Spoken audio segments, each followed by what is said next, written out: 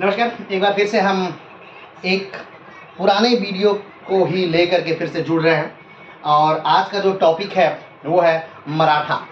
और मराठों में आज हम जो टॉपिक को पढ़ेंगे वो है प्रथम आंग्ल मराठा युद्ध। तो इससे पहले वाले वीडियो में भी हम प्रथम आंग्ल मराठा युद्ध को पढ़े हैं और इस वीडियो में भी हम प्रथम आंग्ल मराठा युद्ध को ही पढ़ेंगे और इसके बाद एक और वीडियो आएगा, उसमें भी हम प्रथम आंग्ल मराठा युद्ध को ही पढ़ेंगे। तो आखिर क्या ज़रूरत है कि तीन तीन वीडियो में प्रथम आंग्ल मराठा युद्ध नहीं समाप्त हो रहा है? तो देखिए, अगर हम बस डायरेक्ट ये बात कर लें कि किस प्रकार से सूरत की संधि हुई और सूरत की संधि से प्रथम आंग्ल मराठा युद्ध प्रारंभ हो जाता है और किस प्रकार से सालबाई की संधि हुई और सालबाई की संधि से प्रथम आंग्ल मराठा युद्ध समाप्त हो जाता है, अगर हम सिर्फ इतने बातों की बात करें तो ये वीडियो मात्र आधे घंटे चलेगा। लेकिन अगर हम पूरी पृष्ठभूमि को की बात करें कि क्या बात थी कि रघुनाथ राव को अंग्रेजों के पास जाना पड़ा, ये रघुनाथ राव कौन हैं जो अंग्रेजों के पास गए, रघुनाथ राव क्यों पेशवा बनना चाहते थे जो अंग्रेजों के पास गए, क्या बात थी कि रघुनाथ राव ने बंबई प्रेसिडेंसी के साथ समझौता किया, क्या बात थी कि जब सूरत की संधि हुई तो कलकत्ता प्रेसिडेंसी को इससे बहुत तकलीफ हुई और कलकत्ता प्रेसिडेंसी ने सूरत की संधि को समाप्त करके पुरंदर की संधि को दोबारा नाना फडणवीस के साथ किया। आखिर ये सारी घटना को विस्तार से जानना अगर है तो इसके लिए हमें इन तीन पार्टों में प्रथम आंग्ल मराठा युद्ध को पढ़ना होगा। तो चलिए, वैसे तो हमने इस प्रथम आंग्ल मराठा युद्ध का जो पृष्ठभूमि थी कि आखिर में युद्ध होता क्यों है, क्या कारण था प्रथम आंग्ल मराठा युद्ध का, तो इसका कारण हम लगभग पिछले वीडियो में देख चुके थे। लेकिन इस वीडियो को शुरू करने से पहले भी एक बार हम इसी बात को जरूर से जानेंगे कि आखिर प्रथम आंग्ल मराठा युद्ध क्यों प्रारंभ होता है, प्रथम आंग्ल मराठा युद्ध का क्या कारण था, प्रथम आंग्ल मराठा युद्ध किसके किसके बीच होता है, आंग्ल का मतलब क्या है, मराठवाड़ा का मतलब क्या है, मराठे कहाँ से कहाँ तक साम्राज्य को होल्ड करते थे और मराठे उस समय कितने शक्तिशाली थे जब उनका युद्ध अंग्रेजों के साथ होता है। तो इन सारी बातों को समझने के लिए हमें पहले पूरा पेशवाई खानदान और मराठा वंशावली को एक बार जानना होगा। तो चलिए शुरू करते हैं हम पेशवा के प्रारंभ से और मराठों के प्रारंभ से। तो किस प्रकार से ये चीज़ें प्रारंभ होती हैं, आइए इसको थोड़ा सा हम देखते हैं। चलिए, ये मराठा वंशावली आपके सामने है।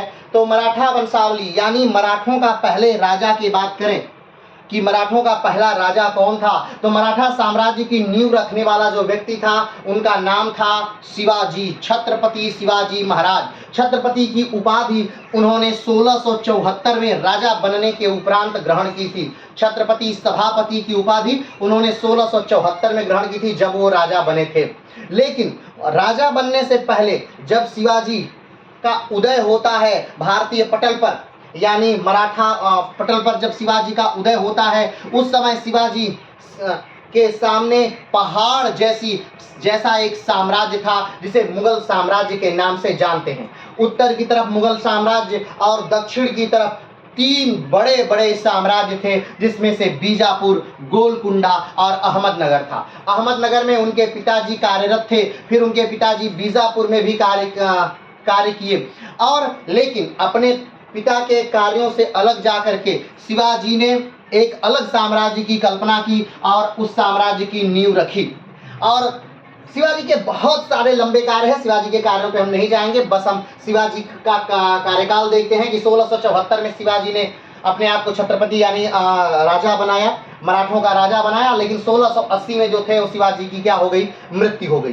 शिवाजी की मृत्यु के बाद जो शिवाजी के सबसे ज्येष्ठ पुत्र थे, शिवाजी ने कुल 7-8 शादियां की थी। 8 शादियों में जो एक पुतली बाई थी वो शिवाजी के साथ ही सती हुई थी, ध्यान दीजिएगा। आगे बढ़ते हैं, जब शिवाजी की मृत्यु होती है तो उनके जो सबसे ज्येष्ठ पुत्र हैं जिनका नाम संभाजी है, संभाजी गद्दी पर बैठते हैं। संभाजी गद्दी पर बैठते हैं 1681 में। 1681 में, अब आप सोच रहे हैं 1680 में शिवाजी मरे, 1681 में संभाजी गद्दी पर क्यों बैठे, तो संभाजी गद्दी पर 1681 में इसलिए बैठते हैं क्योंकि लगभग कुछ समय तक एक गृह युद्ध होता है या फिर उत्तराधिकार का युद्ध चलता है और उस उत्तराधिकार के युद्ध में जब संभाजी जीतते हैं उसके बाद ही वो गद्दी पर बैठते हैं। 1681 से लेकर 1689 तक ही संभाजी राज्य कर पाते हैं, बड़ा छोटा शासनकाल इनका रहता है। और इसका कारण ये है कि जो संभाजी हैं वो कहीं ना कहीं औरंगजेब का जो पुत्र जिसका नाम मुअज्जम है, जो कि बहादुर शाह प्रथम के नाम से गद्दी पर बैठता है औरंगजेब की मृत्यु के बाद यानी 1707 में, तो वो जो है उसको संरक्षण देते हैं संभाजी। और इससे नाराज होकर औरंगजेब ने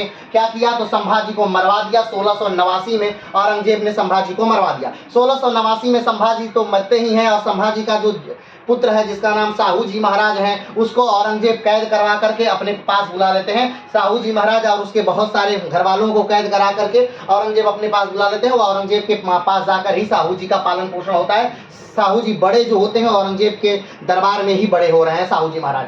अब शिवाजी के बच्चे संभाजी गद्दी पर बैठते हैं, लेकिन संभाजी का बेटा तो है नहीं जो गद्दी पर बैठे, वो तो औरंगजेब के कब्जे में है। तो संभाजी के जो भाई है राजाराम, जो शिवाजी की मृत्यु पर मात्र 10 वर्ष के होते हैं, वो राजाराम गद्दी पर बैठ जाते हैं। तो 1689 में राजाराम गद्दी पर बैठते हैं, लेकिन राजाराम का भी जीवन या कार्यकाल बहुत बेहतरीन नहीं रहा। यूं कहा जाए तो 1700 में राजाराम को जो भागते भागते ही उनका पूरा जीवन बीता, और लगभग 1700 में भागते भागते ही राजाराम की क्या हो जाती है, मृत्यु हो जाती है। इनका कार्यकाल भी आप देख सकते हैं बहुत छोटा है, 1689 से 1700 तक मात्र इनका कार्यकाल है। उसके बाद राजाराम की मृत्यु हो जाती है। राजाराम की जब मृत्यु होती है तो फिर एक संकट आ जाता है कि अब मराठा साम्राज्य का उत्तराधिकारी कौन होगा। तो ऐसे में मराठा साम्राज्य का एक उत्तराधिकारी है जो राजाराम का पुत्र है, जो मात्र 4 साल का एक बच्चा है, वो गद्दी पर बैठाया जाता है।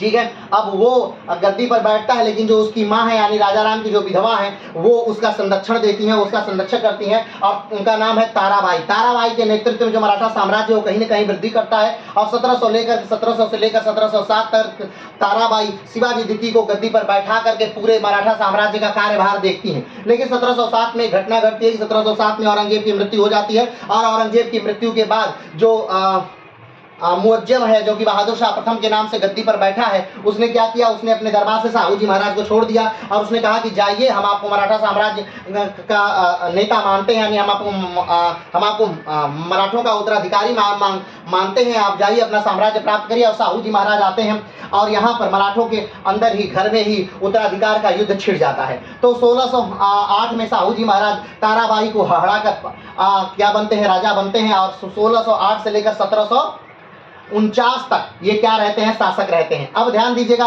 साहू जी महाराज का जो साथ देते हैं, यानी साहू जी महाराज को राजा बनाने में जो साथ देते हैं, वो सबसे पहला नाम जो आता है वो बालाजी विश्वनाथ का आता है। तो बालाजी विश्वनाथ साहू जी महाराज को राजा बनाने में बहुत ज्यादा साथ देते हैं, इसलिए साहू जी महाराज जो है वो प्रसन्न होकर के 1713 में बालाजी विश्वनाथ को पेशवा बना देते हैं। ध्यान रखिएगा, पेशवा जो है, पेशवा पद या ये अष्टप्रधान जो एक ग्रुप बनाया गया था उसका एक पद है। अष्टप्रधान क्या है, तो जब शिवाजी राजा बनते हैं 1674 में, जब शिवाजी राजा बनते हैं तो शिवाजी ने कई पदों का निर्माण किया। शिवाजी ने अष्टप्रधान नामक एक मंत्रिमंडल बनाया जिसका नाम अष्टप्रधान था, जिसमें 8 प्रधान है, यानी 8 मंत्री हैं जो अलग अलग विभागों को देखते हैं। और उसमें जो सबसे पहला मंत्री है, सबसे योग्य मंत्री, सबसे उच्च वर्ग का जो मंत्री है उसे कहते हैं पेशवा। ठीक है, वो सबसे हाई लेवल का मंत्री है पेशवा। तो ध्यान रखिएगा, शिवाजी के मरने के बाद जो अष्टप्रधान है इसको बहुत नगण्य कर दिया जाता है। संभाजी भी इसे उतना महत्व नहीं देते हैं, फिर उसके बाद राजाराम भी उतना महत्व नहीं देते हैं, उसके बाद ताराबाई भी उतना महत्व नहीं देती हैं। लेकिन जब साहू जी महाराज का नंबर आता है तो वो उस अष्टप्रधान के मंत्रिमंडल को काफी ज्यादा महत्व देते हैं और बालाजी विश्वनाथ को पेशवा बना दिया जाता है। ध्यान दीजिएगा, बालाजी विश्वनाथ जो है वो पहले पेशवा हैं अपने खानदान से लेकर, अगर बात करें कि एक चौथे पेशवा है शिवाजी के समय से, तो शिवाजी के समय से एक 6वें पेशवा है। 1713 में ये पेशवा बन जाते हैं और 1720 तक पेशवा रहते हैं। ध्यान रखिएगा, बालाजी विश्वनाथ के समय से जो पेशवाई पद है वो वंशानुगत हो जाता है। ध्यान रखिएगा, इससे पहले जो पेशवाई पद था योग्यता के हिसाब से होता है, लेकिन बालाजी विश्वनाथ के समय से ये पद जो है वो वंशानुगत हो जाता है, यानी एक वंश का लड़का, उसके बाद उनका लड़का ही राजा के पेशवा क्या होगा, बनता जाएगा। तो बालाजी विश्वनाथ की मृत्यु 1720 में हो जाती है और 1720 में बालाजी विश्वनाथ का जो 20 साल का लड़का है जिसका नाम बाजीराव है वो क्या बन जाता है, पेशवा बन जाता है। तो 1720 में बाजीराव पेशवा बन जाते हैं। 1720 से लेकर 1740 तक वो पेशवाई गद्दी को संभालते हैं। उसके बाद बाजीराव जो है, यानी बाजीराव का जो पुत्र है, बाजीराव के ध्यान दीजिएगा 2 पुत्र हैं, एक है रघुनाथ राव और दूसरा है रघुनाथ राव।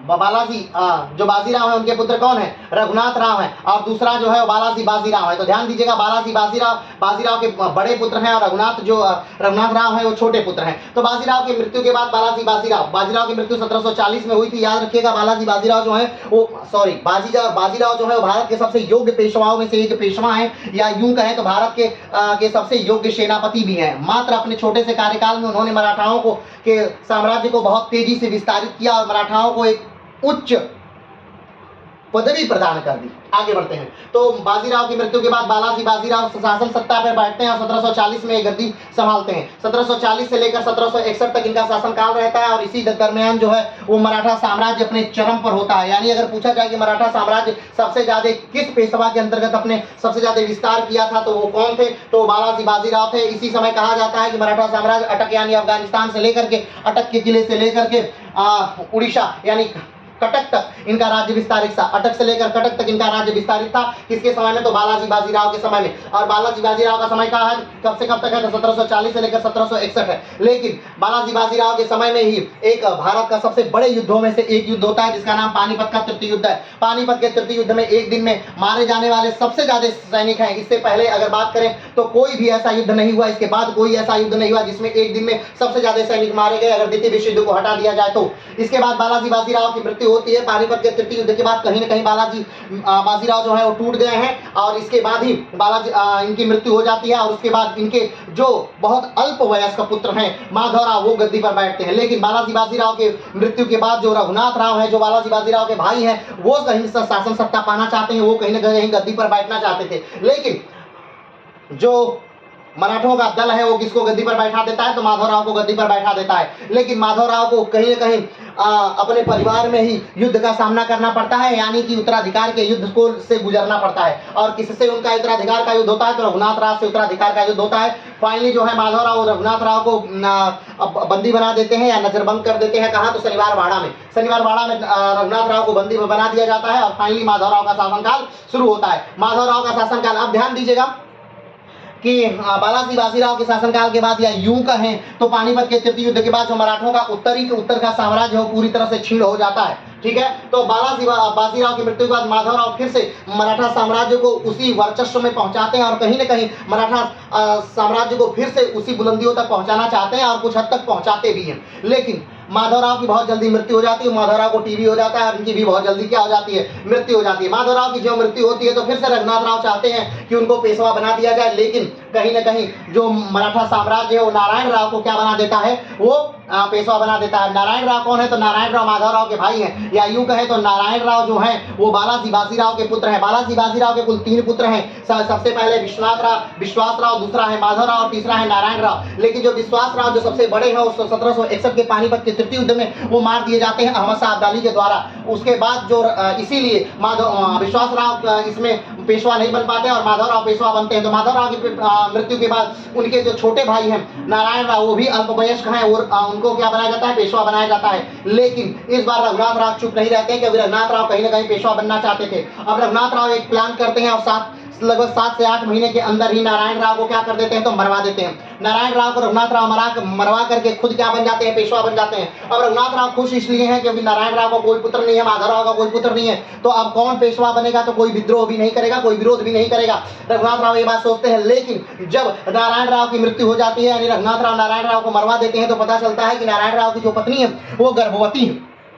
ठीक, अब नारायण राव की पत्नी जो थी वो गर्भवती थी, तो उनका जो एक होता है बच्चा, उनका बच्चा होता है जिसका नाम क्या है, माधवराव द्वितीय है। उसका नाम क्या है, माधवराव द्वितीय है। रघुनाथ राव पेशवा बन गए हैं कब, 1773 में, यानी नारायण राव की मृत्यु के बाद रघुनाथ राव पेशवा बन जाते हैं 1773 में। लेकिन 1774 में यानी जो ही पता चलता है कि एक बच्चा उनको होने वाला और बच्चा हो जाता है, तो 40 दिन का मात्र जब वो बच्चा होता है माधवराव, तो उसको गद्दी पर बैठा दिया जाता है। किसके द्वारा, तो नाना फडणवीस द्वारा। नाना फडणवीस और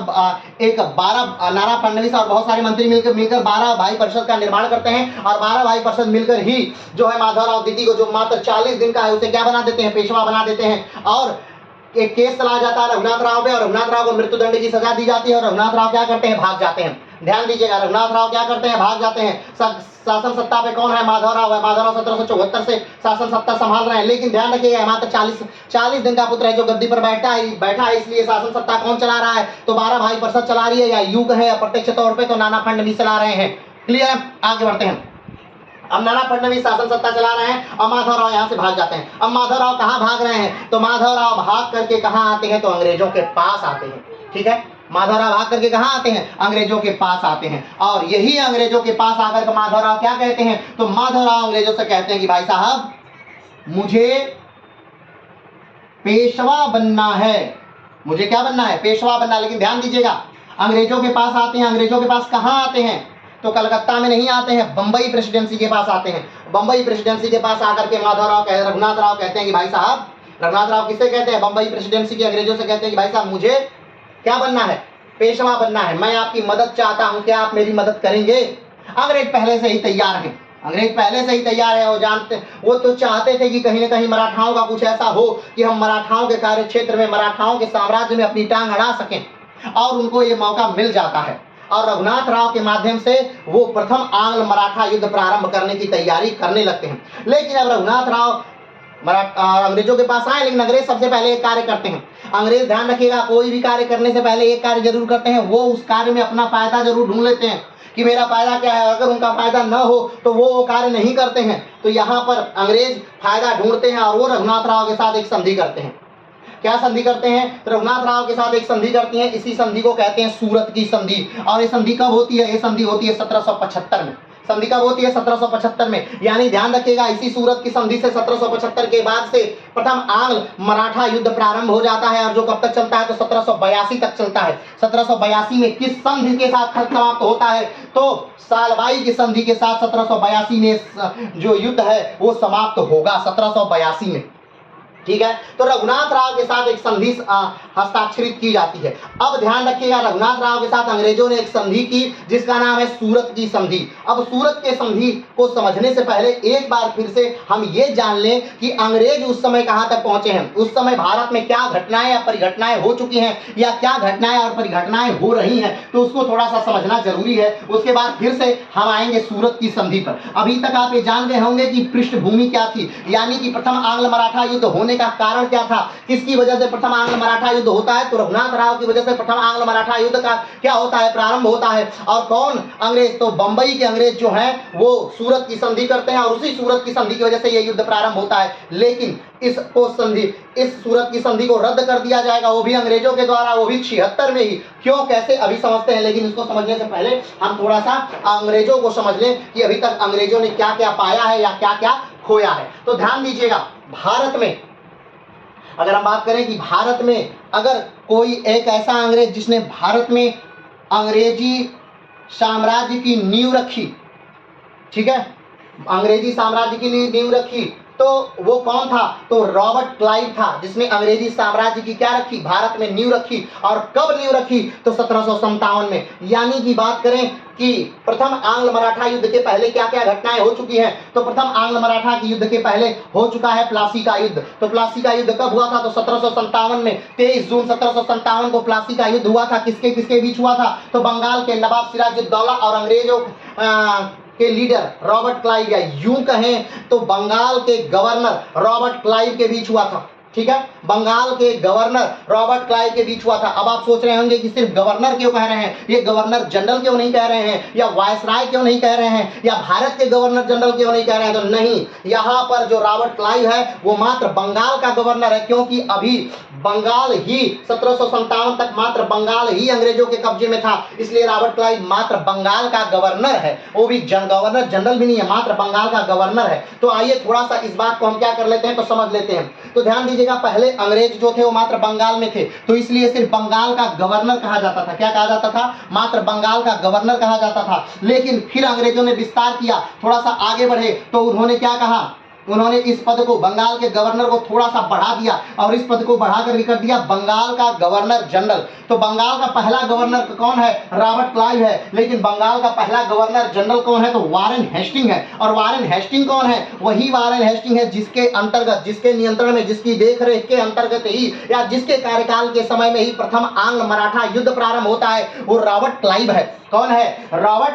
वारेन हेस्टिंग है। कौन है? वारेन हेस्टिंग है। और रॉबर्ट क्लाइव क्या है? प्रथम गवर्नर है। बंगाल का प्रथम गवर्नर कौन है? तो रॉबर्ट क्लाइव है। और बंगाल का प्रथम गवर्नर जनरल कौन है? तो वारेन हेस्टिंग है। और वारेन हेस्टिंग के कार्यकाल के दौरान ही क्या हुआ था? प्रथम आंग्ल मराठा युद्ध हुआ था। आगे बढ़ते हैं। अब ये पद थोड़ा सा और बढ़ा दिया गया। क्यों बढ़ा दिया गया? क्योंकि अब अंग्रेजों की का जो क्षेत्र था, जो साम्राज्य था, वो बंगाल से निकल के भारत के और भी क्षेत्रों में फैल गया। तो इस पद को बढ़ा करके और बढ़ा दिया गया। उस पद को क्या कह दिया गया? और इस पद को कह दिया गया भारत का गवर्नर जनरल। यानी पहले ये पद क्या था? बंगाल का गवर्नर। बंगाल का गवर्नर कौन है? क्लाइव। फिर इस पद में बढ़ोतरी हो गई। क्या कह दिया गया? बंगाल का गवर्नर जनरल। तो बंगाल का गवर्नर जनरल कौन है? तो वारेन हेस्टिंग, जिसके समय में प्रथम आंग्ल मराठा युद्ध हुआ। और इस पद को थोड़ा सा, जब अंग्रेजों का क्षेत्र बंगाल से निकलकर और क्षेत्रों में फैला, तब इसको कहा दिया गया भारत का गवर्नर जनरल। इस पद को क्या कह दिया गया? भारत का गवर्नर जनरल। और भारत का पहला गवर्नर जनरल कौन है? तो विलियम बेंटिंग है। कौन है? तो विलियम बेंटिंग है। ध्यान दीजिएगा। अब 1857 में हम क्या हो गए? आजाद हो गए। अब आप सोच रहे होंगे 1857 में हम कहाँ आजाद हुए? हम तो 1947 में आजाद हुआ तो नहीं, हम 1857 में भी आजाद हुए थे। किससे? तो कंपनी के शासन से हम 1857 में आजाद हो गए थे। तो कंपनी के शासन से हम जब 1857 में आजाद हो गए, तो उसके बाद इस पद को क्या कर दिया गया? बदल दिया गया। और इस पद का नाम क्या कर दिया गया? तो वायसराय इस पद का नाम कर दिया गया। क्या कर दिया गया? इस पद का नाम वायसराय कर दिया गया। और लॉर्ड कैनिंग पहले भारत के क्या थे? वायसराय थे। पहले भारत के वायसराय कौन थे? तो लॉर्ड कैनिंग थे पहले भारत के वायसराय। तो ध्यान रखिएगा, पहले बंगाल का गवर्नर जो कौन है? Robert Clive. फिर बंगाल का गवर्नर जनरल कौन है? तो वारेन हेस्टिंग। फिर भारत का गवर्नर जनरल कौन है? तो विलियम बेंटिंग। और भारत के प्रथम वायसराय कौन है? Lord Canning. कमेंट बॉक्स में बताइएगा। वैसे तो अभी हमने इस चीज को बताया नहीं, लेकिन फिर भी आप प्रयास करिएगा कि भारत का अंतिम वायसराय कौन था। चलिए आगे बढ़ते हैं। तो ध्यान दीजिएगा, तो प्लासी का युद्ध कब होता है? तो 1757 में होता है। कब? 23 जून 1757 में प्लासी का युद्ध होता है अंग्रेजों और बंगाल के नवाब के बीच। अंग्रेजों का नेतृत्व कौन कर रहा है? तो रॉबर्ट क्लाइव कर रहा है। बंगाल के नवाब कौन है? सिराजुद्दौला है। लेकिन इन दोनों में एक तरह का युद्ध नहीं होता है। क्यों? क्योंकि रॉबर्ट क्लाइव ने पहले से ही युद्ध को फिक्स कर लिया है। जो सिराजुद्दौला के प्रधानमंत्री हैं यानी सेनापति हैं मीर जाफर, उनको अपने में क्या कर लिया है? मिला लिया है। किसने मिला लिया है? बंगाल और रॉबर्ट क्लाइव ने। तो एक तरह से जब युद्ध के मैदान में दोनों सेनाएं आमने सामने होती हैं, तो सिराजुद्दौला की जो पूरी सेना है रॉबर्ट क्लाइव की तरफ चली जाती है। मात्र 500 लोग जो हैं वो सिराजुद्दौला की तरफ से लड़ते हैं और वो मारे जाते हैं। आगे बढ़ते हैं। तो ध्यान रखिएगा, 1757 का युद्ध हो चुका है। 1757 का युद्ध ये बता देता है कि अंग्रेजों का भारत में प्रवेश हो गया है, यानी अंग्रेजों ने अपना भारत में एक पैर रख लिया है। आगे बढ़ते हैं। लेकिन अब अभी तक भारत में मात्र एक पैर रखा था, लेकिन 1764 में एक युद्ध होता है जिसका नाम है बक्सर का युद्ध। और बक्सर के युद्ध ने भारत में क्या कर दिया? अंग्रेजों को पूरी तरह से स्थापित कर दिया। क्यों? क्योंकि बक्सर का जो युद्ध होता है वो मात्र किसी एक राजा के साथ नहीं होता, बल्कि भारत के 3 महत्वपूर्ण राजा एक साथ लड़ रहे हैं। कौन कौन लड़ रहा है? अवध के नवाब सिराजुद्दौला हैं, बंगाल के नवाब मीर कासिम हैं और दिल्ली के बादशाह शाह आलम है। ध्यान दीजिएगा कौन कौन है? अवध के नवाब सुजाउद्दौला, बंगाल के नवाब मीर कासिम और दिल्ली के बादशाह शाह आलम। ये 3 लोग मिलकर के किससे लड़ते हैं? अंग्रेजों से लड़ते हैं। और अंग्रेजों का नेतृत्व कौन करता है? हेक्टर मुनरो करता है। और हेक्टर मुनरो इसमें क्या हो जाता है? विजयी हो जाता है। अब हेक्टर मुनरो विजयी हो गया है, लेकिन इस युद्ध के बाद, बक्सर के युद्ध के बाद जो 1764 में हुआ था, एक की संधि होती है। और वो संधि का नाम क्या है? तो इलाहाबाद की संधि, जो 1765 में होती है। उस संधि का नाम क्या है? इलाहाबाद की संधि। आगे बढ़ते हैं। तो अब उस समय अगर देखा जाए तो जो शाह आलम है वो दिल्ली के क्या है? बादशाह है। तो ध्यान रखिएगा, जब 1764 में ये युद्ध हो जाता है, ठीक है, तो अभी चलिए इस चीजों को छोड़ दीजिए। और कौन सा युद्ध हो चुका है उसकी बात करते हैं। तो प्रथम आंग्ल मैसूर युद्ध हो चुका है। कौन सा युद्ध हो चुका है? प्रथम आंग्ल मैसूर युद्ध हो चुका है। 1767 से 1769 तक युद्ध चला था। ये युद्ध भी क्या हो चुका है? ये युद्ध भी हो चुका है। क्लियर है? ठीक है, आगे बढ़ते हैं।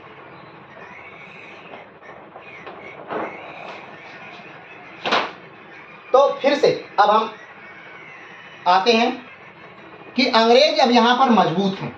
उनके पास बंगाल है, अवध वाला क्षेत्र है, दिल्ली वाला क्षेत्र है, आगरा वाला क्षेत्र, यानी एक लंबा क्षेत्र अब अंग्रेजों के पास है। टीपू सुल्तान को कड़ी टक्कर दे रहे हैं। ठीक, तो अब अंग्रेजों के पास एक बड़ा क्षेत्र है, इसलिए वो मराठों से लड़ने की जरूरत कर रहे हैं। तो ध्यान दीजिएगा, 1775 में सूरत की संधि होती है बंबई प्रेसिडेंसी और रघुनाथ राव के बीच।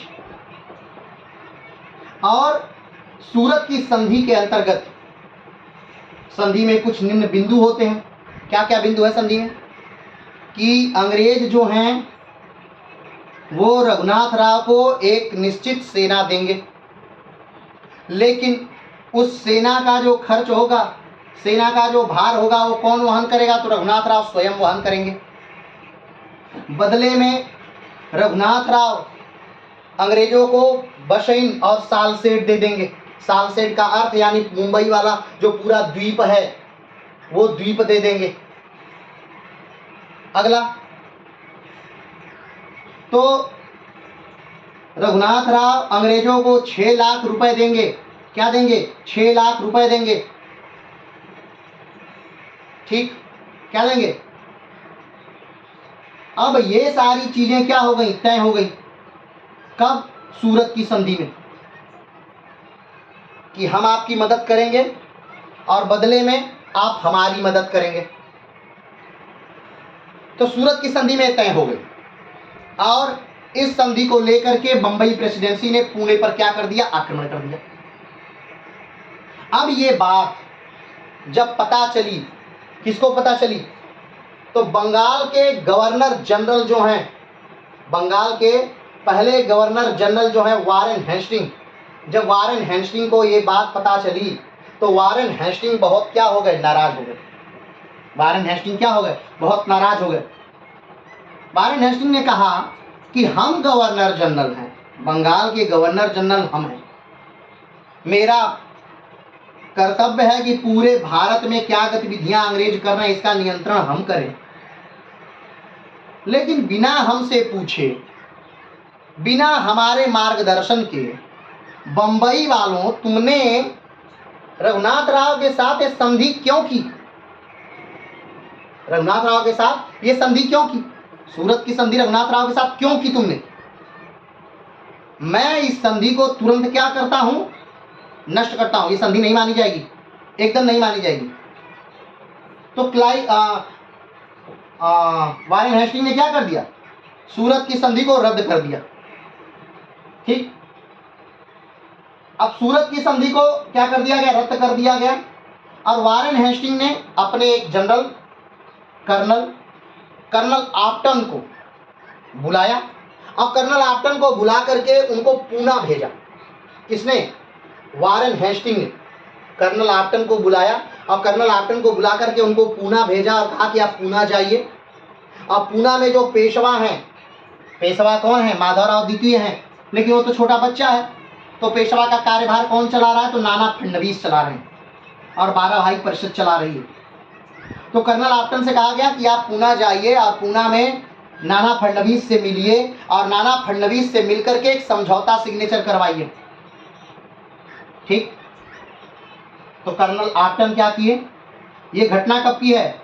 1775 में सूरत की संधि होती है, 1776 में सूरत की संधि तोड़ करके पुरंदर की संधि होती है। कौन संधि होती है? पुरंदर की संधि। अब पुरंदर की संधि किसके किसके बीच होती है? तो कलकत्ता प्रेसिडेंसी और पुणे के मराठा पेशवा के मध्य पुरंदर की संधि होती है। कब? 1776। तो कर्नल आप्टन आते हैं, पुणे में आते हैं, और नाना फडणवीस के साथ एक समझौता करते हैं। नाना फडणवीस के साथ 1776 में जो समझौता होता है कर्नल आप्टन द्वारा वारेन हेस्टिंग के बताए हुए बातों पर, उसी को क्या कहते हैं? उसी को कहते हैं पुरंदर की संधि। इस संधि के अंतर्गत क्या है? इस संधि के अंतर्गत यह है कि देखिए, जो बसैन और सालसेट का इलाका है वो अंग्रेज के पास रहेगा, पहली बात। दूसरी बात, जो अंग्रेजों का खर्च लगा है इस युद्ध में वो मराठा साम्राज्य क्या करेगा? अंग्रेजों को देगा। तीसरी बात, इसके एवज में जो अंग्रेज है वो क्या करेंगे? तो मराठों के आंतरिक मामले में हस्तक्षेप नहीं करेंगे। आप आंतरिक मामला क्या है, हस्तक्षेप नहीं करेंगे। जो रघुनाथ राव हैं ये अपनी दावेदारी पेशवा पद के लिए प्रकट नहीं करेंगे। रघुनाथ राव को मराठे, पुणे के मराठे जो हैं वो एक निश्चित पेंशन दे देंगे, और रघुनाथ राव गुजरात चले जाएंगे, सूरत में रहेंगे। और एक बात और तय हुआ कि जो मराठे हैं वो किसी भी बाहरी शक्ति से कोई भी मित्रवत व्यवहार नहीं रखेंगे, कोई भी लेन देन नहीं करेंगे किसी बाहरी व्यक्ति से।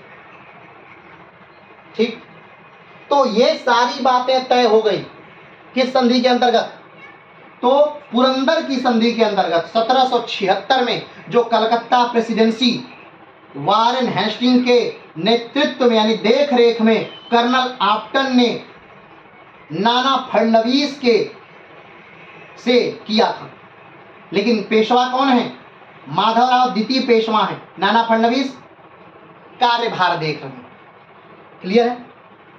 तो सूरत की संधि जो 1775 में हुई थी उससे प्रथम आंग्ल मराठा युद्ध प्रारंभ तो हुआ था, लेकिन 1776 में जो पुरंदर की संधि हो गई उससे प्रथम आंग्ल मराठा युद्ध क्या हो गया? रुक गया, रोक दिया गया। किसके द्वारा? वारेन हेस्टिंग के द्वारा। अब इस बात से जो बंबई प्रेसिडेंसी थी वो बड़ी नाराज हुई। उन्होंने खत लिखा लंदन हाईकमान को कि देखिए हम तो अपने राज्य का विस्तार कर रहे हैं, हम मराठों पर आक्रमण करते, मराठों की शक्ति का पता चलता, बहुत सारे मराठाओं का क्षेत्र जीतते, मराठों को कहीं न कहीं गृह युद्ध में लड़ाकर उन्हें कमजोर करते। लेकिन जो भाई साहब हैं जिनको आप बंगाल का गवर्नर जनरल बना दिए हैं वो हमको इस बात के लिए रोक रहे हैं, आक्रमण ही नहीं करने दे रहे हैं। तो लंदन से खत आया वारेन हेस्टिंग के पास और वारेन हेस्टिंग से पूछा गया कि आप ऐसा क्यों कर रहे हैं, आप उनको भी बढ़ने दीजिए, आगे बढ़ने दीजिए। जो आप कर रहे हैं बंगाल में इतना अच्छा आप बंगाल में कर रहे हैं वो भी तो वही कर रहे हैं। तो उन्होंने कहा कि नहीं, वारेन हेस्टिंग अपनी बात पे कायम रहा। उसने कहा कि नहीं, मराठे अभी भी क्या है, बहुत ताकतवर हैं, और मराठों से लड़ना ये सही डिसीजन नहीं होगा। तो मराठों के आंतरिक मामलों में अभी मराठों से मत लड़िए, अंग्रेजों को और मजबूत करिए, अंग्रेज जब थोड़ा और मजबूत हो जाए तब मराठों से आप लड़िएगा, अभी मराठों से मत लड़िए। मराठों के क्षेत्र में जाकर अभी मराठों को हराना है बहुत क्या है, कठिन है। अब ध्यान रखिए वारेन हेस्टिंग कौन है? वारेन हेस्टिंग कोई साधारण व्यक्ति नहीं है। वारेन हेस्टिंग ने अपने समय में बड़े महत्वपूर्ण कार्य किया है। क्या क्या किया? जैसे में इन सारे मुद्दों पे हम बात करेंगे जब अंग्रेजों का हम पढ़ेंगे। अभी बस एक बात सरसरी निगाह से बस देख लीजिए। तो वारेन हेस्टिंग ने रेगुलेटिंग एक्ट पास किया 1773। वारेन हेस्टिंग के ही समय में पिट्स इंडिया एक्ट पारित हुआ 1784। वारेन हेस्टिंग के ही समय में रोहिल्ला युद्ध हुआ 1774। वारेन हेस्टिंग के ही समय में प्रथम आंग्ल मराठा युद्ध हुआ 1775 से लेकर 1782। और वारेन हेस्टिंग के ही समय में द्वितीय आंग्ल मैसूर युद्ध हुआ 1780 से लेकर 1784। ये सारा कार्य जो हुआ है वारेन हेस्टिंग के ही समय में हुआ है। ठीक है? तो वारेन हेस्टिंग ने कलकत्ता जो लंदन हाईकमान था उसको जवाब दिया कि नहीं, अभी सही समय नहीं है कि हम मराठों के आपसी लड़ाई में हम उलझें, क्योंकि हमें अभी हमारे पास अभी उतनी ताकत नहीं। लेकिन 1777 में एक घटना होती है। 1777 में क्या होता है? एक घटना होती है। क्या होता है? 1777 में जो नाना फडणवीस है वो कहीं ना कहीं पुरंदर की संधि का उल्लंघन कर देते हैं। क्या करते हैं वो? तो कोंकण तट पर ध्यान दीजिएगा, भारत में 9 ऐसे राज्य हैं। कितने ऐसे राज्य हैं? 9 ऐसे राज्य हैं जो समुद्र तट से अपना क्या बनाते हैं? सीमा बनाते हैं। समुद्र तट से अपनी क्या बनाते हैं? सीमा बनाते हैं। कौन कौन ऐसे राज्य हैं? तो गुजरात, महाराष्ट्र, गोवा, कर्नाटक, केरल, तमिलनाडु, आंध्र प्रदेश, उड़ीसा और पश्चिम बंगाल। ये 9 ऐसे राज्य हैं जो क्या बनाते हैं? सीमा बना रहे हैं समुद्र से। सबसे बड़ा तटवर्ती राज्य कौन है? गुजरात। सबसे छोटा तटवर्ती राज्य कौन है? गोवा। दक्षिण भारत का सबसे बड़ा तटवर्ती राज्य कौन सा है? आंध्र प्रदेश। दक्षिण भारत का सबसे छोटा तटवर्ती राज्य कौन सा है? गोवा। तो हर जो तट है उस तट का अलग अलग नाम है। हर तट का क्या है? अलग अलग नाम है। कमेंट बॉक्स में बताइएगा कि किस तट का क्या नाम है। तो महाराष्ट्र का, ये महाराष्ट्र का तट जो यहाँ से प्रारंभ हो रहा है, यहाँ से लेकर के गोवा तक के तट को कोंकण तट के नाम से जानते हैं। किस तट के नाम से जानते हैं? कोंकण तट के नाम से जानते हैं। और इसी कोंकण तट पे एक छोटा सा भाग जो है महाराष्ट्र में, कोंकण तट का एक छोटा सा भाग जो है नाना फडणवीस फ्रेंच को दे देते हैं, उनके सैनिकों के छावनी के लिए या उनको रहने के लिए या किसी अन्य कार्य के लिए। नाना फडणवीस कोंकण तट का एक छोटा सा भाग किसको दे देते हैं? फ्रेंच को दे देते हैं। चलिए, फ्रेंच को दे दिए। लेकिन इस घटना से जो वारेन हेस्टिंग है वो बहुत नाराज हो जाता है। वारेन हेस्टिंग क्या हो जाता है? बहुत नाराज हो जाता है। वारेन हेस्टिंग कहता है कि नाना फडणवीस जी, आपने ये बहुत गलत कार्य किया है, आपको ये जमीन देना नहीं चाहिए था, आपने ये जमीन दे करके हमारे पुरंदर की संधि का उल्लंघन किया है। और इस बात से गुस्साए वारेन हेस्टिंग ने बंबई जो प्रेसिडेंसी है उसको खुली छूट दे देता है कि ठीक है जाओ तुम अपने राघव बाबा की क्या करो, मदद करो और आक्रमण करो मराठों पर, हम तुमको नहीं रोकेंगे, नहीं बोलेंगे। ठीक, अब असली लड़ाई जो है वो शुरू कब हो रही है? 1777 में। क्यों? प्रथम आंग्ल मराठा युद्ध का जो असली लड़ाई है 1777 में क्यों प्रारंभ हो रही है? क्योंकि 1775 में सूरत की संधि से प्रारंभ हुई थी, लेकिन 1776 में जब पुरंदर की संधि हुई तो इस युद्ध को क्या कर दिया गया? रोक दिया गया। तो अभी तो ढंग से युद्ध ही नहीं हो पाया था।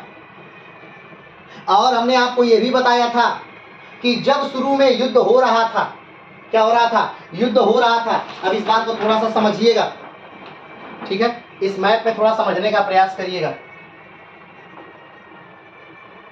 ठीक, मान लीजिए ये वाला जो है ये भाग क्या है? ये महाराष्ट्र का भाग है। ठीक, और ये वाला जो एरिया है ये मुंबई है। ये वाला एरिया क्या है? मुंबई है। ठीक, और ये जो पूरा भाग है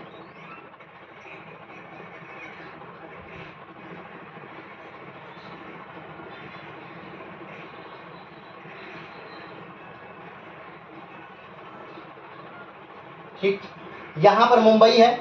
ये वाला जो भाग आपको दिख रहा है ये वैसे तो ये पूरा नीचे तक है, ये पूरा नीचे तक है, लेकिन यहां पर जो अब आपको भाग दिख रहा है ये क्या है? ये पश्चिमी घाट है, यानी ये पहाड़ियां हैं। भारत में पश्चिमी घाट की पहाड़ियां हैं ऊपर से नीचे की तरफ। अगर हिमालय को छोड़ दिया जाए तो भारत में उत्तर से दक्षिण की तरफ जो सबसे लंबी पहाड़ियां हैं वो पश्चिमी घाट की ही पहाड़ियां हैं। ठीक, तो और पश्चिमी घाट से की पहाड़ियों से निकलने वाली जो नदियां हैं वो कहाँ आती हैं? वो इसी पूरब घाट में, चाहे गोदावरी हो, चाहे कृष्णा हो, चाहे कावेरी हो, ये सारी नदियां अपना जल कहाँ गिराती हैं? इधर बंगाल की खाड़ी में गिराती हैं। तो मुंबई को क्या करना है? मुंबई प्रेसिडेंसी को इस पश्चिमी घाट की पहाड़ियों को पार करना है। पश्चिमी घाट की पहाड़ियों को क्या करना है? पार करना है। अब पश्चिमी घाट की पहाड़ियों को जब पार करना है तो इसमें क्या उनको मिलेगा? जंगल मिलेगा। इसमें क्या मिलेगा? उनको पहाड़ मिलेगा। उनको पहाड़ पर चढ़ना है, पहाड़ से नीचे उतरना है, जंगल में से निकलना है। और याद रखिए हमने अभी तक क्या बताया कि दक्षिण में लड़ने में माहिर कौन है? मराठे। पहाड़ों पर लड़ने में माहिर कौन है? मराठे। अपनी ही जलवायु, अपने क्षेत्र में लड़ने में माहिर कौन है? मराठे। वो जंगल में मार करके कब छिप जाते हैं मराठा, पता ही नहीं चलता। ठीक, गोरिल्ला युद्ध में माहिर कौन है? मराठे। तो बंबई प्रेसिडेंसी को शुरू में जो युद्ध हो रहा है उसमें किसी को नहीं पता कि कौन जीत रहा है, कौन हार रहा है। बस लोग मर रहे हैं, न कोई जीत रहा है न कोई हार रहा है। और युद्ध बहुत कांटे का हो रहा है। युद्ध क्या हो रहा है? बहुत कांटे का हो रहा है। और अब 1777 में तो खुली छूट मिल गई। 1777 में क्या हो गया? खुली छूट मिल गई। जो रुकी हुई थी बातें, युद्ध की जो बातें रुकी हुई थी वो और तेजी से होने लगी। ध्यान दीजिएगा, ये है पुणे, ये जो है ये पुणे है, और ये जो है ये बंबई है। तो बंबई से पुणे आने के लिए बीच में क्या पार करना होगा अंग्रेजों को? पश्चिमी घाट की पहाड़ियां पार करनी होंगी। और पश्चिमी घाट की पहाड़ियां पार कर कर ही पुणे पहुंचा जा सकता है। और पश्चिमी घाट की पहाड़ियां पार करने में उन्हें युद्ध करना पड़ेगा, लड़ना पड़ेगा, मरना पड़ेगा। ठीक, तो 1777 में जब युद्ध प्रारंभ होता है तो कोई न जीत रहा है न कोई हार रहा है, और मराठे हर जगह कहीं न कहीं 20 दिख रहे हैं। ठीक, ये सारी बातें कल के क्लास में हो चुकी थी। ठीक, कि 1777 में जो वारेन हेस्टिंग है वो खुली छूट दे देते हैं किसको? बंबई प्रेसिडेंसी को। जाइए आप राघोबा की मदद करिए और पुणे को हराइए। लेकिन 1777 में एक बहुत बड़ी घटना होती है। आइए अब इसको लाइन वाइज हम क्या करते हैं देखते हैं। अंग्रेजों को पश्चिमी घाट को पार करने के युद्ध करना था, जिससे शुरुआती वर्षों में अंग्रेजों को बहुत दिक्कत हुई। क्या हुई? शुरुआती वर्षों में बहुत दिक्कत हुई। क्यों? क्योंकि ये पहली बार अंग्रेजों के लिए था कि जंगल में जाकर युद्ध करना। ये पहली बार अंग्रेजों के लिए था पहाड़ों पर चढ़ के युद्ध करना। मतलब युद्ध हो रहा है लेकिन उन्हें पता ही नहीं चल रहा है युद्ध हो रहा है। कब आकर कहीं से कोई मार दे रहा है, कब आकर कहीं से कोई मार दे रहा है। अंग्रेजों के पास आधुनिक युग के हथियार हैं, लेकिन फिर भी वो गुरिल्ला की जो युद्ध नीति है उसका भी मुकाबला नहीं कर पा रहे हैं। कौन? अंग्रेज। तो कहीं ना कहीं अंग्रेज वीक हो रहे हैं, अंग्रेज हार रहे हैं। किससे? बहुत दिक्कत हो रही है। ठीक है, किससे? मराठों से। क्यों? क्योंकि दक्षिण में लड़ने में कौन महारत हासिल कर किया हुआ है? मराठे। तो अंग्रेजों को पश्चिम घाट को पार करने में युद्ध करना था, जिससे शुरुआती वर्षों में अंग्रेजों को बहुत दिक्कत हुई, क्योंकि इन क्षेत्रों में लड़ने में मराठा युद्ध कुशल थे। आगे बात करते हैं। प्रथम आंग्ल मराठा युद्ध में मराठों का नेतृत्व कौन करता है? महादजी सिंधिया करते हैं। कौन करता है? महादजी सिंधिया। ध्यान रखिएगा, योग्य सेना नायक हैं। कौन? महादजी सिंधिया योग्य सेना नायक हैं। ऐसा नहीं कि उन्हें एक पर पहली बार वो युद्ध कर रहे हैं, जीवन में बहुत सारे युद्धों का उनको क्या है? अनुभव है। तो योग्य सेना नायक हैं। ठीक, तो प्रथम आंग्ल मराठा युद्ध में मराठों का नेतृत्व महादजी सिंधिया कर रहे थे। महादजी सिंधिया ने इस युद्ध में स्कार्ड अर्थ पॉलिसी नामक युद्ध नीति का अनुसरण किया।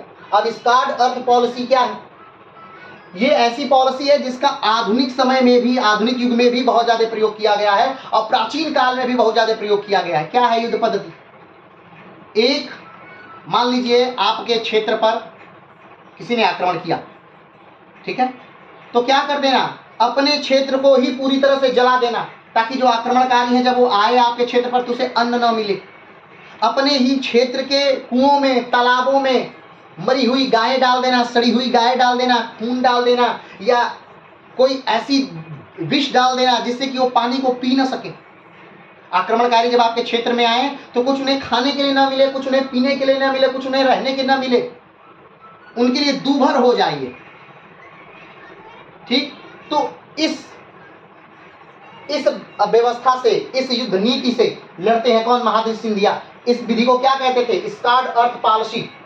ठीक है, युद्ध नीति का अनुसरण किया। इसके तहत जिस इलाके को छोड़कर पीछे हटा जाता है उसे पूरी तरह नष्ट कर दिया जाता है। सोचिए, अपना ही इलाका हो, भले बहुत धनवान हो, भले संपन्न हो, लेकिन जब वहां दुश्मनी से दुश्मन सेना आने वाली है और हमें पता है कि हमें वहां से भागना है, तो हम क्या करेंगे? उस इलाके को पूरी तरह से जला देंगे, नेस्तनाबूद कर देंगे। वहां के कुओं में विष डाल देंगे, मरी हुई गायों को डाल देंगे ताकि लोग वहां का पानी न पी सके। क्लियर है? आगे बढ़ते हैं। तो इस युद्ध प्रणाली से लड़ते हैं कौन? महादजी सिंधिया, प्रथम आंग्ल मराठा युद्ध में। आगे बढ़ते हैं।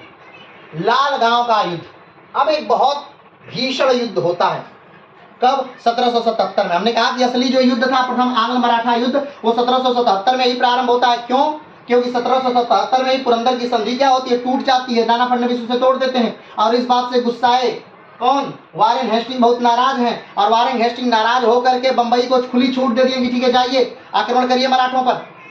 तो लाल गांव का एक युद्ध होता है। अब लाल गांव के युद्ध में क्या होता है? तो लाल गांव के युद्ध में अंग्रेज बहुत बुरी तरह हार जाते हैं। लाल गांव के युद्ध में क्या होता है? अंग्रेज बहुत बुरी तरह हार जाते हैं लाल गांव के युद्ध में, जो 1777 में होता है। अंग्रेज मतलब बॉम्बे प्रेसिडेंसी बहुत बुरी तरह हार जाती है। कब? लाल गांव के युद्ध में बहुत बुरी तरह हार जाती है, बहुत ही बुरी तरह हारती है। अब इतनी बुरी तरह हारती है कि बंबई प्रेसिडेंसी मराठों के सामने झुकने के लिए तैयार है। बंबई प्रेसिडेंसी कह रही है ठीक है भाई साहब, आप बसैन ले लीजिए, सालसेट ले लीजिए, हमको नहीं चाहिए, हम राघोबा की मदद नहीं करेंगे, हम पुणे पर आक्रमण भी नहीं करेंगे। और लालगांव में फडणवीस बहुत बेहतरीन ढंग से क्या हो जाते हैं? जीत जाते हैं। आगे बढ़ते हैं। 1777 के फडणवीस के पुरंदर की संधि तोड़ने के बाद मराठों और अंग्रेजों के बीच युद्ध होता है, जिसे लालगांव का युद्ध कहते हैं। इस युद्ध में अंग्रेज बुरी तरह हारते हैं, खासतौर पे बॉम्बे प्रेसिडेंसी। आप ध्यान रखिए, अंग्रेज मतलब यहाँ बॉम्बे प्रेसिडेंसी की बात हो रही है। इस युद्ध के हारने के बाद बॉम्बे प्रेसिडेंसी और मराठों के बीच एक संधि होती है। अब लालगांव के युद्ध में बॉम्बे हार गया, बॉम्बे प्रेसिडेंसी हार गई। किससे? मराठों से। हमने बताया कि दक्षिण में जो युद्ध हो रहा है, ये युद्ध एक लगभग अंग्रेजों के लिए नया है, क्योंकि जंगल में जाके लड़ना है, पहाड़ पे चढ़ के लड़ना है, ऐसी ऐसी जगहों पे लड़ना है जहां पे वो बरसों से उनके दादा परदादा पीढ़ियों से लड़ रहे हैं, जहां पर उनका बचपन बीत रहा है मराठों का। उनके एरिया में जाकर उनसे लड़ना कठिन होगा ना। वो हर रास्ते जानते, हर गलियां जानते, हर पर्वत के बीच में कहाँ खाई है, कहाँ गिरना है, कहाँ लड़ना है, कहाँ छुपना है, कहाँ से भागना है, सब जानते हैं। और आप वहां पर जाके लड़ेंगे तो आपकी हार की संभावनाएं ज्यादा हो जाती है। तो स्वाभाविक बात है अंग्रेज हार जाते हैं और मराठे जीत जाते हैं, बॉम्बे प्रेसिडेंसी हार जाती है। और इसके बाद एक संधि होती है, वाडगांव की संधि। कब? 1779 में। 1779 में क्या होती है? 1779 में एक संधि, अब ध्यान दीजिएगा, अभी युद्ध चल ही रहा है, प्रथम आंग्ल मराठा युद्ध अभी समाप्त नहीं हो रहा है, लेकिन संधियां कितनी आ गई? सूरत की संधि, ठीक, उसके बाद पुरंदर की संधि, सूरत की संधि 1775, पुरंदर की संधि 1776, फिर उसके बाद अब देखिए वाडगांव की संधि आ गई। किस युद्ध के बाद? लालगांव के युद्ध के बाद वाडगांव की संधि आ गई 1779। 1779 में कौन संधि आ गई? वाडगांव की संधि। वाडगांव की संधि किसके किसके बीच हुई? तो अंग्रेजों के बीच और मराठों के बीच। और अंग्रेजों में किसके? तो बॉम्बे प्रेसिडेंसी और मराठों के बीच क्या होती है? संधि होती है। अब इस संधि के कुछ मुख्य बिंदु हैं। क्या बिंदु हैं? आइए उन बिंदुओं को देखते हैं। बंबई प्रेसिडेंसी ने कहा कि हम बसैन और सालसेट आपको दे देंगे, हम पुणे पर आक्रमण नहीं करेंगे। बंबई प्रेसिडेंसी ने क्या कहा कि भाई साहब, किस संधि में? वाडगांव की संधि में। अंग्रेज बहुत बुरी तरह हार चुके हैं। अब ध्यान दीजिएगा, अगर एक पक्ष बहुत बुरी तरह हारा है, दूसरा पक्ष बहुत बढ़िया तरीके से विजयी हुआ है, तो वो संधि सही नहीं होती है और वो संधि चलती नहीं है, क्योंकि उसमें एक पक्ष बहुत सारी चीजों को लेकर के दूसरे पक्ष को दबा देता है। वो संधि बराबरी की संधि नहीं होती है। जब एक पक्ष बहुत अच्छी तरह जीत जाता है और एक पक्ष बहुत बुरी तरह हार जाता है, तो वो संधि कभी बराबरी की संधि नहीं हो सकती। तो वही संधि यहाँ पर हो रही है, बराबरी की संधि नहीं है। ये वाडगांव की संधि 1779 बराबरी की संधि नहीं है। इसमें अंग्रेज बुरी तरह हारे हुए हैं और मराठे बहुत अच्छे तरीके से जीते हुए हैं, तो बराबरी की संधि नहीं हो रही है। तो इसमें क्या हो रहा है? 1773 के बाद समस्त विजित प्रदेश मराठों को वापस किए जाएं। ठीक, पहली बात क्या कहा? मुंबई प्रेसिडेंसी ने कहा कि हम बसैन और सालसेट, यानी बंबई जो है, मुंबई वाला द्वीप आप ले लीजिए, हमें नहीं चाहिए। मुंबई प्रेसिडेंसी ने कहा, और हम पुणे पर आक्रमण नहीं करेंगे। ये पहली बात हो गई। दूसरी बात क्या कहते हैं? 1773 के समस्त विजित प्रदेश, यानी 1773 के बाद जितना भी भाग जीता है वो क्या कर दिया गया जाए? वो अंग्रेजों द्वारा मराठों को वापस कर दिए जाए। 1773 के बाद अंग्रेजों ने मराठों का जितना भी भाग जीता है, ध्यान रखिएगा, युद्ध हो रहा है कब से? 75 से। और 75 से जीते हुए भाग छोड़ दीजिए, 73 से जीते हुए भाग सब अंग्रेज क्या कर दे? मराठों को वापस कर दे। ठीक, आगे बढ़ते हैं। अगला, बंबई प्रेसिडेंसी क्या कहती है कि कंपनी रघुनाथ राव का पक्ष नहीं लेगी। क्या कहती है? कि कंपनी जो है वो रघुनाथ राव का पक्ष नहीं लेगी। रघुनाथ राव पेशवा बने चाहे मत बने, कंपनी से उसे कोई लेना देना नहीं। ठीक, आगे बढ़ते हैं। पुरंदर की संधि वाडगांव की संधि के बाद खत्म समझी जाएगी। यानी पुरंदर की जो संधि हुई थी 76 में, उसमें लगभग दोनों पक्षों ने एक दूसरे की बातों को माना था। तो पुरंदर की संधि वाडगांव की संधि के बाद खत्म समझ ली जाएगी। अंग्रेजों की बंगाल से आने वाली सहायता पर रोक लगा दी गई। जो बंगाल से रसद जो बंगाल से धन आ रहा था, संपदा आ रहा था बंगाल से मुंबई को लड़ने के लिए, उस पर क्या कर दिया गया? रोक लगा दिया गया। ठीक, आगे, सिंधिया को भड़ौच के राजस्व का कुछ हिस्सा देना स्वीकार किया गया। भड़ौच जो बंदरगाह है, वहां का कुछ हिस्सा सिंधिया को क्या किया जाएगा? दिया जाएगा। किसके द्वारा? अंग्रेजों द्वारा। ये सारी बातें वाडगांव की संधि के अंतर्गत थी। ठीक, फिर से इस बात को थोड़ा सा समझिए, क्या हो रहा है? हो रहा है कि लालगांव का युद्ध होता है। लालगांव के युद्ध में बहुत बुरी तरह हार जाते हैं अंग्रेज, मराठे जीत जाते हैं। अब जब मराठे जीत गए, अंग्रेज हार गए लालगांव के युद्ध में 1777 में, तो 1779 में एक संधि होती है जिसे वाडगांव की संधि कहते हैं। वाडगांव की संधि किसके किसके बीच हो रही है? तो मराठा और बंबई प्रेसिडेंसी के बीच हुई। और इसी संधि में कहा गया बंबई प्रेसिडेंसी द्वारा कि हम पुणे पर आक्रमण नहीं करेंगे, बसैन और सालसेट आपको लौटा देंगे, भड़ौच में सिंधिया को कुछ हिस्सा भी दे देंगे, रघुनाथ राव पेशवा बने चाहे न बने इससे हमें नहीं मतलब। पुरंदर की संधि जो है वो वाडगांव की संधि के बाद समाप्त समझी जाएगी। यानी मराठाओं पर एक तरह की का कोई प्रतिबंध नहीं, सारा प्रतिबंध अंग्रेजों पर लग गया। ध्यान दीजिएगा, क्यों? क्योंकि अंग्रेज हारे थे। लेकिन हमने कहा कि जहां दबाव वाली संधि होती है, जहां बात दबाव से होती है, वो बातें ज्यादा दिन तक चलती नहीं है। और यहां पर भी यही हुआ कि ये बात ज्यादा दिन तक चली नहीं। ये संधि, वाडगांव की संधि ज्यादा दिन तक चली नहीं। क्यों? क्योंकि फिर अब पता चल गया वारेन हेस्टिंग को। किसको पता चला? वारेन हेस्टिंग को। वारेन हेस्टिंग फिर बहुत नाराज हुआ। इस बार आग बबूला हो गया वारेन हेस्टिंग। वारेन हेस्टिंग ने कहा कि तुम बंबई वालों अपने आप को समझ क्या लिए हो? 1775 में तुम सूरत की संधि सिग्नेचर कर दिए और बंगाल के गवर्नर जनरल हम हैं, तुमने हमसे पूछा नहीं। चलो तुमने युद्ध शुरू कर दिया, हमने युद्ध में तुम्हारा साथ दे दिया, हमने तुम्हें खुली छूट दी कि ठीक है जाओ युद्ध करो और युद्ध करके जीतो, अंग्रेजों के लिए क्षेत्र जीतो। लेकिन अब जब मैं तुम्हारे साथ हूं, मैंने तुम्हारा सहयोग किया, तो तुमने फिर 1779 में वाडगांव की संधि कर ली और इस बार भी तुमने मुझसे नहीं पूछा। यानी कुछ भी करने से पहले तुम मुझसे पूछोगे कि नहीं, या तुम खुद ही को अपने आप को गवर्नर जनरल समझ रहे हो? तुम मुझसे पूछोगे नहीं? कुछ भी कार्य करने से पहले बंबई वालों तुम मुझसे नहीं पूछोगे। इस बार वाराणसी बहुत नाराज हुआ। क्यों? क्योंकि इतनी बुरी संधि, इतनी लज्जाशील संधि, निंदनीय संधि अंग्रेजों के लिए शोभा नहीं देता है। क्योंकि भारत में एक एक पल की खबर अंग्रेजी लंदन में फ्रंट पेज पे अखबारों में छपती है और लंदन के लोग उसे बड़े चाव से पढ़ते हैं कि क्या हो रहा है इंडिया में और किसके शासनकाल में हो रहा है, किसके दौरान हो रहा है। तो बदनामी वारेन हेस्टिंग की ही होगी।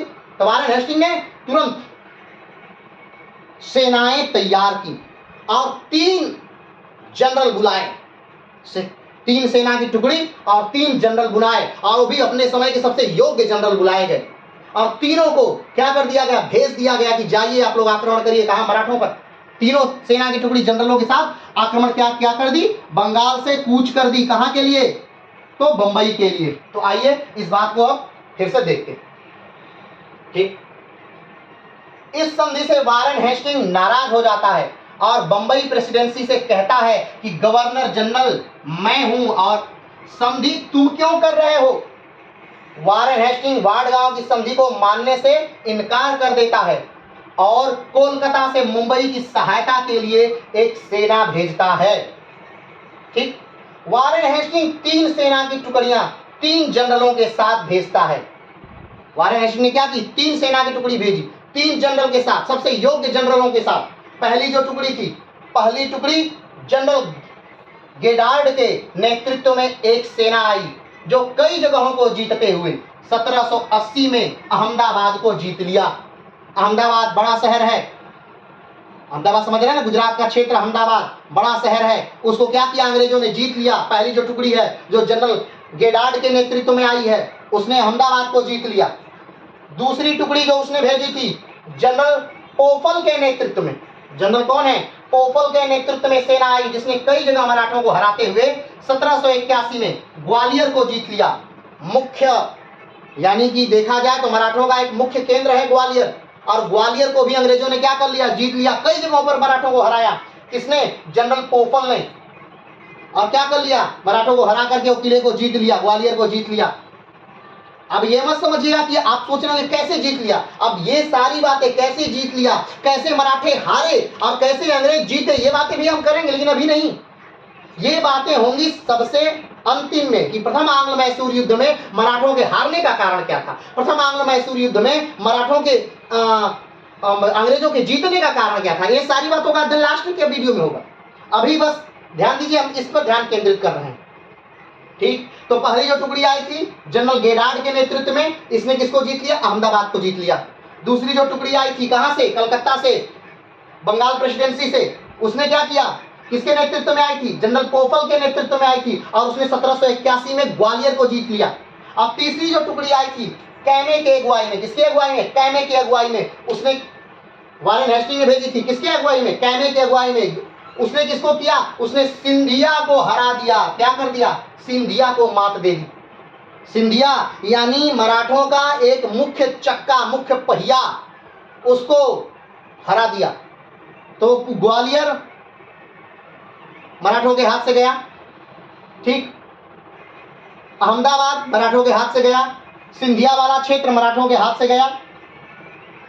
अब ध्यान दीजिएगा, अब जब मराठे लगातार हारने लगे, बंगाल से सहायता आई अंग्रेजों के पास, और बंगाल से योग्य सेनापति, योग्य सेना लेकर के आए, तो अब मराठे क्या हो गए, लगातार हारने लगे। तब मराठों ने सोचा कि भाई अब हम लगातार हार रहे हैं, अब इस हार, ये जो हार हो रही थी, लगातार हार हो रही थी, तब अब एक संधि होती है जिसे वाडगांव की संधि कहते हैं। एक संधि होगी, अभी वाडगांव की संधि के बारे में आगे नहीं पढ़ेंगे, लेकिन वाडगांव की संधि अंग्रेज कर लेते हैं और इसके बाद ये युद्ध रोक दिया जाता है। लेकिन आपके मन में एक बात होगी कि अंग्रेज लगातार जीत रहे थे, लगातार जीत रहे थे और मराठे लगातार हार रहे थे, तो फिर ये संधि आखिर में वाडगांव की जो सालबाई की जो संधि है, अंतिम संधि, जिसके बाद ये युद्ध बंद कर दिया गया, प्रथम आंग्ल मराठा युद्ध बंद कर दिया गया सालबाई की संधि के द्वारा 82 में। आखिर में ये संधि क्यों हुई? अंग्रेज जीत रहे थे, मराठे हार रहे हैं। अंग्रेज हर जगह को जीत रहे हैं बंगाल की सहायता से और मराठे हर जगह हार रहे हैं, फिर भी सालबाई की संधि क्यों हो गई? तो इसका एक कारण है और एक बड़ा कारण था। कारण क्या था कि मराठे अब कहीं न कहीं निजाम की सहायता लेने जा रहे थे। मराठे अब मैसूर की सहायता लेने जा रहे थे और मराठों ने सोचा कि अब निजाम और मैसूर को मिला करके एक बेहतरीन सेना बना करके और अंग्रेजों पर क्या कर दिया जाए, आक्रमण कर दिया जाए। अब जब ये बातें अब अंग्रेजों को पता चली तो उन्होंने सोचा कि एक ही मराठे कहीं न कहीं अंग्रेजों पर भारी हैं और अगर ये तीनों पक्ष मिल जाता है, जो इस समय तीनों पक्ष अंग्रेजों का पक्का दुश्मन है, अगर ये तीनों पक्ष मिल जाता है तो ये अंग्रेजों को बहुत बुरी तरह हरा देगा और अंग्रेजों के पास जो क्षेत्र आए हैं वो क्षेत्र भी अंग्रेजों के हाथ से निकल जाएंगे। ठीक, अब जब ये बात अंग्रेजों को पता चली तो अंग्रेजों ने कहा कि अब युद्ध क्या करना है, युद्ध को आगे नहीं बढ़ाना है, क्योंकि मराठे हार रहे हैं, हारता हुआ आदमी कुछ भी करने के लिए तैयार है, तो एक कार्य करिए, संधि करिए। क्यों? क्योंकि अंग्रेजों ने बहुत सारा भाग जीत लिया है, बहुत सारे भाग को क्या कर लिया अंग्रेजों ने, जीत लिया है। तो वे क्या करिए, संधि करिए। तब जाके संधि होती है, कौन सी? सालबाई की संधि, चौथी संधि। ध्यान दीजिए, पहली संधि सूरत की संधि, दूसरी संधि पुरंदर की संधि, तीसरी वाडगांव की संधि और चौथी सालबाई की संधि। सूरत की संधि जिससे प्रथम आंग्ल मराठा युद्ध प्रारंभ हुआ, पुरंदर की संधि जिससे ये युद्ध लगभग रुक गया, पुरंदर की संधि। वाडगांव की संधि जो अंग्रेजों को बहुत बुरी तरह हराने के बाद शुरू हुआ, और सालबाई की संधि जिससे फिर से ये युद्ध को, प्रथम आंग्ल मराठा युद्ध को रोक दिया गया, वो सालबाई की संधि। आइए फिर से इसको लाइन बाय लाइन देखते हैं। तो वारेन हेस्टिंग के भेजे गए इस फौज की सहायता से अंग्रेज कुछ शहर जीतने में कामयाब होते हैं, जैसे अहमदाबाद, बसैन, ग्वालियर। ठीक, अंग्रेज महादजी सिंधिया को मिस्त्री नामक जगह पर 1781 में हराते हैं। महादजी सिंधिया को भी क्या कर देते हैं अंग्रेज, हरा देते हैं मिस्त्री नामक जगह पर 1781 में। ठीक है, जब मराठे हारने लगते हैं तो वह निजाम और मैसूर को जोड़ने का प्रयास करते हैं। इससे अंग्रेज कहीं न कहीं डर जाते हैं और उन्हें लगता है कि अगर मराठा इन दोनों को भी जोड़ लेते हैं तो हमारे जीते हुए भाग भी हमारे हाथ से निकल जाएंगे। इसलिए अंग्रेज संधि कर लेते हैं, इसे सालबाई की संधि कहते हैं। इसी से यह युद्ध, प्रथम आंग्ल मराठा युद्ध 1782 में समाप्त हो जाता है। ठीक, अब आप सोचेंगे कि सालबाई की संधि क्या है, तो इसको हम कल की वीडियो में क्या करेंगे, देखेंगे। आइए आगे देखते हैं। प्रथम आंग्ल मराठा युद्ध के खत्म हुए बिना ही 3 संधियां हो चुकी थी। कौन कौन सी? सूरत की संधि 1775, पुरंदर की संधि 1776, वाडगांव की संधि 1779। ठीक, और चौथी संधि होती है प्रथम आंग्ल मराठा युद्ध को पूरी तरह समाप्त कर देती है, और वो है सालबाई की संधि। तो एक युद्ध, प्रथम आंग्ल मराठा युद्ध 1775 से 1782, लेकिन 1775 से 1782 तक युद्ध नहीं चला। युद्ध तो 1777 से प्रारंभ हुआ असली, और 1777 में ही बहुत बुरी तरह अंग्रेज हार भी गए, और 1779 में अंग्रेजों से संधि हो गई। कौन सी? वाडगांव की संधि। लेकिन वारेन हेस्टिंग फिर गुस्सा हो जाता है। बात समझ रहे हैं? तो आज हमने क्या पढ़ा कि किस प्रकार से पृष्ठभूमि थी प्रथम आंग्ल मराठा युद्ध को होने में। तो क्या प्रथम आंग्ल मराठा युद्ध होने के बाद तुरंत फिर प्रथम आंग्ल मराठा द्वितीय युद्ध होगा? क्या मराठा साम्राज्य इतना जल्दी नेस्तनाबूद हो जाएगा, या अभी मराठा साम्राज्य को और चलना है? और सालबाई की संधि में क्या ऐसा होता है जिससे दोनों पक्ष रुक जाते हैं। तो ये सारी चीजों को जानने के लिए हम अगला वीडियो लेकर के जल्दी आपके सामने हाजिर होंगे। तब तक के लिए नमस्कार, धन्यवाद, जय हिंद।